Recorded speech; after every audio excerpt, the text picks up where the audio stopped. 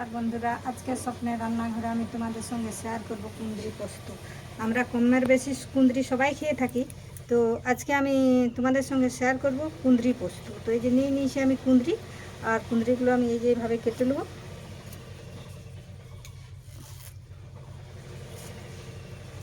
এইভাবে কাটতে হবে কুঁদরিগুলো, এইভাবে কাটতে হবে কুঁদরিগুলো, দিয়ে জলে দিয়ে দিতে হবে, এইভাবে কাটতে হবে।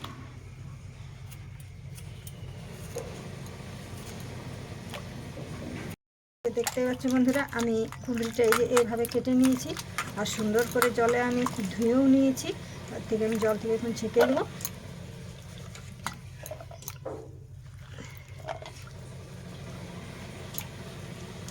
এই যে ছেঁকে নিয়েছি, তো চলে এবার রান্নাটা শুরু করি। যে আমি উনুনে কড়া বসানো, নুন দিয়ে ভাপিয়ে নেব। একটু নুন দিয়ে দেবো হালকা, দিয়ে এটা একটু জল দেব, সামান্য একটু জল দিয়ে এটাকে একটু ভাপ তুলে নিতে হবে। একটু ঢাকা দিয়ে দেবো, এরপর আমি পোস্তটা বেটে নেব। তো এই যে দেখতে পাচ্ছি বন্ধুরা, আমি কুঁদরিটা এই যে এইভাবে একটু ভাপিয়ে নিয়েছি। এখন এটাকে আমি নামিয়ে নেব। এই যে আমি আবার কড়া বসিয়ে নিয়েছি। এখন আমি রান্না, বন্ধুরা কড়া আমার গরম হয়ে গেছে। এখন আমি তেল দেবো।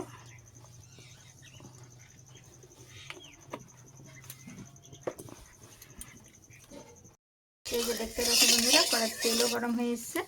এতে আমি এখন একটু নুন দিয়ে দেবো, আর দিয়ে দেবো একটা শুকনো লঙ্কা, একটা পাকা লঙ্কা,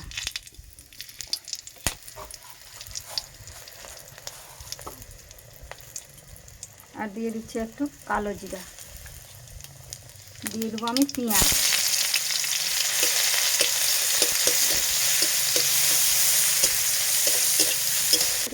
তো এই যে দেখতে পাচ্ছি পেঁয়াজটা আমার ভাজা হয়ে গেছে। এখন আমি দিয়ে দেবো একটু আদা বাটা আর 2 কোয়া রসুন বাটা,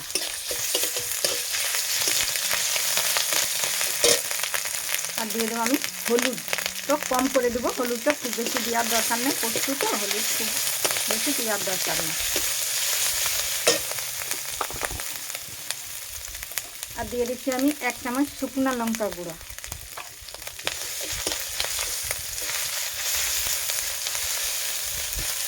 দিয়ে আমি এই ভাপিয়ে নিয়েছি এই কুঁদরিগুলো দিয়ে দেবো। এটা আমি ভালোভাবে নাড়াচাড়া করে নিই।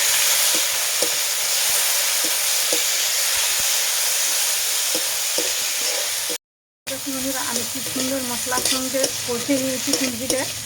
এরপর আমি পোস্ত বাটাটা দিয়ে দেবো। এই যে পোস্ত বাটা, এটা আমি এখন দিয়ে দেবো, দিয়ে এটা বাটি ধোয়ার জলটাও একটু দিয়ে দেবো।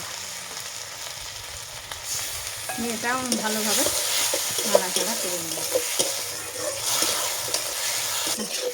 এই যে দেখতে পাচ্ছি বন্ধুরা, আমি পোস্ত দিয়েও ভালোভাবে নাড়াচাড়া করে নিয়েছি। এরপর আমি এই পোস্তটা যাতে সিদ্ধ হয় তার জন্য আমি আর একটু জল দেবো।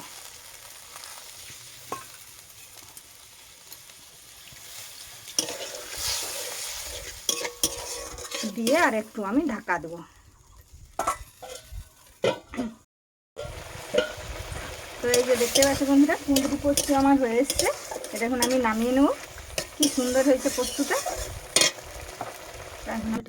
এই যে দেখতে পাচ্ছ বন্ধুরা, কুঁদরি পোস্ত আমি কিভাবে করলাম। তো যদি তোমরা এভাবে বাড়িতে করে খেতে পারো তো খাবে। আর আমার এই রান্নাটা যদি তোমাদের ভালো লেগে থাকে, একটা লাইক একটা সাবস্ক্রাইব করবে।